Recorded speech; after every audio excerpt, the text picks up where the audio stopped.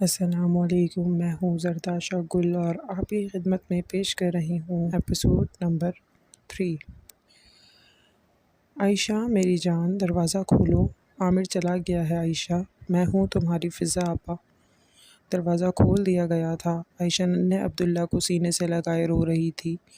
میرا کیا قصور تھا آپا؟ مجھے کیوں سزا ملی؟ میں کیسے اپنے وجود کے حصے کو پھینک کر عامر کے ساتھ جاتی؟ بتائیں نا آپ۔ وہ دکھ کی انتہا پر تھی۔ تم نے ٹھیک کیا میری گڑیا، غلط تو عامر نے کیا ہے، ایک نہ ایک دن وہ ضرور اپنے کیے کو بھگتے گا۔ فضا آپا ایک بار پھر اسے اپنے سے لگائے سمجھا رہی تھیں۔ گئی نہیں ہے ابھی تک؟ صابر گھر میں گھسا تو اس کے کانوں میں عبداللہ کے رونے کی آواز پڑی۔ نہیں، یہ اب کہیں نہیں جائے گی، فضا نے مختصر سا جواب دیا۔ کیوں بھائی، کیوں نہیں جائے گی؟ ابھی بلواؤ عامر کو اور کہو لے جائے اپنی اولاد اور اپنی بیوی کو۔ صابر ایک دم ہی ہتے سے اکھڑ گیا۔ آیا تھا آج عامر، طلاق دے گیا ہے عائشہ کو۔ فضا نے دکھ سے کہا۔ کیا مطلب طلاق دے گیا ہے؟ مذاق ہے کیا کوئی؟ صابر چیخنے لگا۔ اندر کمرے میں موجود عائشہ کو سب سنائی دے رہا تھا۔ وہ صابر بھائی کی آوازوں پر لرزنے کانپنے لگی۔ آہستہ بولیں صابر، عائشہ کا کیا قصور ہے اگر عامر اسے چھوڑ گیا ہے تو؟ فضا نے بات سنبھالنے کی کوشش کی۔ نہیں، قصور تو میرا ہے سارا۔ تم بتاؤ کس حیثیت سے میں تمہاری بہن کو یہاں رکھ لوں؟ مہنگائی تو دیکھو کتنی ہے، اور محلے والے جو باتیں بنائیں گے سو الگ۔ تم صاف لفظوں میں اسے کہہ دو ہم اسے یہاں نہیں رکھ سکتے، اپنا انتظام کہیں اور کرے۔ صابر کے دل میں رحم نام کی کوئی چیز نہیں تھی۔ میں نہیں کہہ سکتی ایسا۔ فضا نے صابر کے آگے ہاتھ جوڑ دیے۔ تو میں کہہ دیتا ہوں۔ صابر عائشہ کے کمرے کی طرف جارحانہ انداز میں بڑھا۔ فضا اس کے پیچھے چلتی اسے روکنے کی کوششیں کرنے لگی۔ صابر نے ایک دھکا فضا کو مارا اور دروازہ دھڑ سے کھولتا سیدھا کمرے میں جا گھسا۔ عائشہ جو عبداللہ کو سلانے کی کوشش کر رہی تھی سہم کر کھڑی ہو گئی۔ بات سنو عائشہ، میں نے کوئی یتیم خانہ نہیں کھول رکھا ہے، نہ ہی یہ کوئی ہجڑوں کی بستی ہے، اس لیے اپنی یہ اولاد اٹھاؤ اور ابھی اسی وقت نکل جاؤ یہاں سے۔ صابر نے انسانیت کی ساری حدیں پار کر دیں۔ صابر بھائی، میں کہاں جاؤں گی؟ میرا آپ لوگوں کے سوا کون ہے بھلا؟ اور عبداللہ ٹھیک ہو جائے گا، ڈاکٹر نے خود کہا ہے عبداللہ کا علاج ممکن ہے۔ عائشہ ہاتھ جوڑے کھڑی تھی۔ مجھے اس بات سے کوئی غرض نہیں کہ تمہارا بچہ ٹھیک ہوتا ہے یا نہیں، میں اپنی فیملی کو کسی مشکل میں نہیں ڈالنا چاہتا، نکلو یہاں سے۔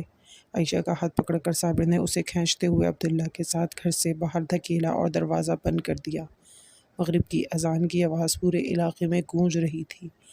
اللہ اکبر، اللہ اکبر، اللہ سب سے بڑا ہے، اللہ سب سے بڑا ہے۔ عائشہ نے آنسو رگڑ کر پونچھ ڈالے۔ بے شک اللہ ہی سب سے بڑا ہے۔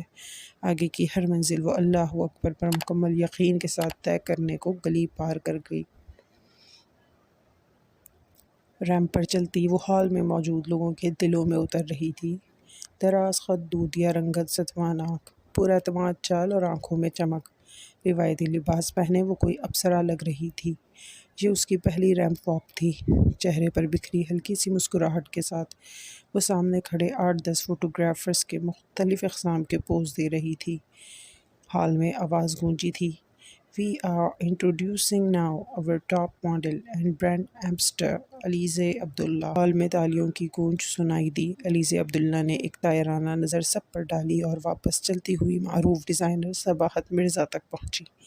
اب وہ اس کے ہاتھوں میں ہاتھ ڈالے واپس ریمپ پر واک کرتی فوٹوگرافرز تک آئی تھی۔ فلیش کی چمک سے اس کا چہرہ مزید جگمگانے لگا۔ شو ختم ہو چکا تھا، ہر زبان پر اس کا ہی چرچا تھا۔ علیزہ عبداللہ آئی اور چھا گئی۔ فیشن کی دنیا میں یہ اس کا پہلا قدم تھا، پہلی کامیابی۔ بیک اسٹیج پر موجود اپنے روم میں بیٹھی وہ ایک مشہور میگزین کو اپنا پہلا انٹرویو دے رہی تھی۔ اس کی ماں دور بیٹھی اسے دیکھ رہی تھی، ساتھ ساتھ دعاؤں کا ورد جاری تھا۔ چلیں اماں، علیزہ کا انٹرویو ختم ہو چکا تھا۔ ہاں بیٹی چلو، وہ آہستہ سے سہارا لیے کھڑی ہوئیں۔ آرام سے اماں، اب سے آپ کو آرام کرنا ہے، اب سے ساری ذمہ داریاں علیزہ عبداللہ کی ہیں، آپ نے بہت محنت کر لی، اب یہ آپ کے آرام کا وقت ہے۔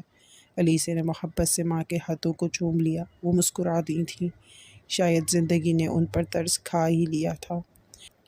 عائشہ تیز تیز قدموں سے عامر کے گھر پہنچی تھی۔ ننھا عبداللہ اس کے بازوؤں میں سکون سے سو رہا تھا۔ اندھیرا 4 سو پھیل گیا تھا۔ اس نے دھڑ دھڑا کر دروازہ پیٹ ڈالا۔ کون ہے؟ اندر سے عامر کی آواز آئی۔ عائشہ نے کوئی جواب نہ دیا، مزید زور سے دروازہ پیٹ ڈالا، یہاں تک کہ پاس پڑوس والے بھی اپنے دروازوں سے نکل آئے۔ کون ہے؟ کیا مصیبت آ پڑی ہے؟ عامر کی جھنجھلائی ہوئی آواز آئی اور چٹکنی کھلنے کی آواز کے ساتھ ہی عائشہ ایک قدم پیچھے کو ہٹ گئی۔ عائشہ کو دروازے پر کھڑا دیکھ کر عامر ہکا بکا رہ گیا۔ کیوں آئی ہو یہاں؟ غصے میں بھی وہ ہلکی سی آواز سے بولا تھا۔ پڑوسی سب باہر نکل کر اسی طرف متوجہ تھے۔ خرچہ لینے آئی ہوں اپنے بیٹے کا، عائشہ مضبوط لہجے میں بولی۔ دماغ خراب ہو گیا ہے کہ تمہارا؟ عامر کو لگا وہ پاگل ہو گئی ہے۔ ہاں ہاں میرا دماغ خراب ہے۔ اپنی اولاد کا خرچہ دو مجھے، عائشہ زور سے بولی۔ بیٹی عائشہ، عامر نے تو بتایا تھا تم نے مردہ بچہ جنم دیا ہے۔ پڑوس کی اماں ماجدہ نے عائشہ کی گود میں بچے کو دیکھ کر حیرت سے پوچھا۔ سن لو سب، آپ بھی سن لیں اماں ماجدہ، اور باقی سب کو بھی بتا دینا، عائشہ نے عامر کے بچے کو جنم بھی دیا ہے اور اپنایا بھی ہے۔ عامر اور اس کی ماں نے مجھے نہ صرف گھر سے نکالا ہے بلکہ طلاق کا تحفہ بھی دیا ہے۔ عائشہ نے چیخ چیخ کر گلی میں موجود لوگوں کو حقیقت سے آگاہ کیا۔ منہ بند کرو ذلیل عورت اور دفع ہو جاؤ یہاں سے۔ عامر سب کے سامنے ہونے والے اس تماشے کے لیے قطعی طور پر تیار نہیں تھا۔ بیٹی، مگر اس نے تمہیں طلاق کیوں دی اور سب سے جھوٹ کیوں کہا؟ ایک اور پڑوسن ہمدردی کرتے ہوئے پوچھنے لگی۔ کیونکہ اللہ نے ہمیں بیٹا یا بیٹی نہیں دی ہے بلکہ مخنث سے نوازا ہے، جسے پالنے کی اس گھٹیا انسان کی اوقات نہیں ہے۔ عائشہ نے بنا کسی ہچکچاہٹ کے سب کو سچ بتا ڈالا۔ عامر غصے سے پاگل ہونے لگا تھا۔ دفع ہو جا بدذات عورت، ورنہ… عامر آگے کو بڑھا۔ ورنہ کیا؟ عائشہ سارے ڈر اور خوف پیچھے چھوڑ آئی تھی۔ تم جیسے مرد صرف طلاق دے سکتے ہیں اور وہ تم مجھے دے چکے، اس لیے اب مجھے دھمکانے کی کوشش بھی نہ کرنا۔ عائشہ نے عامر کی آنکھوں میں آنکھیں ڈال کر بات مکمل کی۔ عامر بیٹا، یہ تو نے اچھا نہیں کیا اس یتیم کے ساتھ۔ اماں ماجدہ کو معصوم سی عائشہ سے ہمدردی ہوئی۔ جاؤ تم لوگ اپنا کام کرو، یہ ہمارا آپس کا معاملہ ہے۔ عامر نے سب کو بھگانے کی کوشش کی۔ آپس کا معاملہ؟ عائشہ زور سے ہنسی۔ اب میرا اور آپ کا کوئی معاملہ نہیں ہے، اب میرا ہر معاملہ اللہ کی عدالت میں ہے۔ مجھے صرف میرے حق مہر کے پیسے اور میری اولاد کا خرچ چاہیے۔ وہ کسی طور پیچھے ہٹنے کو تیار نہ تھی۔ گلی والوں کی ہمدردی مکمل طور پر عائشہ کے ساتھ تھی۔ عامر اور اس کی اماں کو لوگ ویسے بھی پسند نہیں کرتے تھے۔ بیٹا عامر، حق مہر عائشہ کا حق ہے، تم اسے یوں اس کے حق سے دستبردار نہیں کر سکتے، ایک بزرگ نے عامر کو سمجھایا۔ بات آہستہ آہستہ گلی سے نکل کر محلے میں پھیل رہی تھی۔ دوسری گلیوں کے لوگ بھی وہاں جمع ہونے لگے۔ عامر کو اپنی نام نہاد عزت کی خاطر عائشہ کو حق مہر دینا پڑا۔ عبداللہ کے خرچے کے نام پر اس نے 50,000 روپے بھی عائشہ کو تھمائے۔ اب دفع ہو جاؤ یہاں سے، وہ غصے سے پھنکارا تھا۔ عائشہ کے چہرے پر اطمینان بھری مسکراہٹ دوڑ گئی جس نے عامر کے اندر لاوا بھر دیا۔ عائشہ نے آہستہ آہستہ قدم پیچھے لیے۔ اب وہ لوگوں کو چیرتی ہمیشہ کے لیے اس جگہ سے نکل گئی۔ پیچھے لوگوں کی چہمہ گوئیاں شروع ہو چکی تھیں۔ کوئی عامر اور اس کی ماں کو کوس رہا تھا تو کوئی عائشہ کی اس دیدہ دلیری پر حیران تھا، تو کسی کی زبان پر عبداللہ کا ذکر تھا۔ عائشہ کو اس سب سے کوئی فرق نہیں پڑنا تھا، لیکن عامر کو وہ صحیح طرح سے اس کی اوقات دکھا چکی تھی۔ گزارنے کے لیے اسے کوئی آسرا چاہیے تھا۔ وہ بہت دیر تک سڑکوں پر بھٹکتی رہی۔ سامان کے نام پر صرف ایک چھوٹا سا بیگ کاندھے پر جھول رہا تھا۔ فضا آپا کا دیا ہوا موبائل اس کے بیگ میں سرسرانے لگا۔ اس نے ایک فٹ پاتھ پر بیٹھ کر بیگ سے فون نکالا۔ فضا آپا کا ہی فون تھا۔ جی آپا، عائشہ نے فون اٹھا لیا۔ مجھے معاف کر دو عائشہ، دوسری طرف فضا آپا رو رہی تھیں۔ نہیں آپا، آپ معافی نہ مانگیے اور نہ ہی میری وجہ سے اپنا گھر خراب کریں۔ میرا اللہ میرے ساتھ ہے آپا، اب مجھے کسی کا خوف نہیں ہے، عائشہ نے انہیں تسلی دی۔ میری بات سن عائشہ، میری دوست ہے فروا، تم جانتی ہو نا، میں تمہیں اس کا پتہ بھیج رہی ہوں، تم وہاں چلی جاؤ، میں صبح تم سے آ کر ملوں گی، پھر دیکھیں گے آگے کیا کرنا ہے۔ فضا آپا نے اسے سمجھایا۔ ٹھیک ہے آپا، وہ مان گئی۔ تھوڑی ہی دیر میں وہ فروا کے دروازے پر کھڑی تھی۔ فروا نے دروازہ کھولا۔ وہ عائشہ کی آمد سے باخبر تھی۔ محبت سے عائشہ کے گلے لگتے وہ اسے اپارٹمنٹ کے اندر لے گئی۔ 2 کمروں پر مشتمل یہ ایک چھوٹا سا اپارٹمنٹ تھا جس میں فروا اپنی ایک بیٹی اور شوہر کے ساتھ رہتی تھی۔ ایک کمرہ فروا نے عائشہ کو دے دیا۔ عائشہ تم فریش ہو جاؤ، پھر مل کر ڈنر کرتے ہیں، عائشہ نے سر ہلا دیا۔ تھوڑی ہی دیر میں وہ کھانے کے دستر پر موجود تھی۔ فروا، اس کی بیٹی ہمنا اور شوہر مغیث بھی دستر پر موجود تھے۔ عائشہ عدت میں تھی لیکن وقت اور حالات سے مجبور ہو کر وہ صرف اپنا چہرہ ہی ڈھانک سکی تھی۔ کھانا کھاتے کھاتے اسے بار بار اپنے وجود پر کسی کی نظروں کی تپش محسوس ہو رہی تھی۔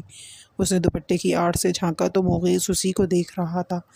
فروا سالن کا باؤل لے کر کچن میں گئی ہوئی تھی، بس مغیث کو موقع مل گیا سامنے بیٹھی مجبور عورت کا پوسٹ مارٹم کرنے کا۔ مغیث کی نظریں عائشہ کے اجلے اجلے ہاتھوں پر تھی۔ چہرہ ڈھکا ہونے کی وجہ سے وہ صرف عائشہ کے سراپے کو نظروں میں اتار رہا تھا۔ عائشہ کو عجیب سی بے چینی محسوس ہونے لگی۔ 2-4 لقمے لینے کے بعد ہی وہ دسترخوان سے اٹھ گئی۔ فروا نے اسے بہت روکا، لیکن اس نے نیند کا بہانہ کر کے خود کو کمرے میں اچھے سے لاک کر لیا۔ مغیث کی نظروں نے دروازے تک اس کا پیچھا کیا تھا۔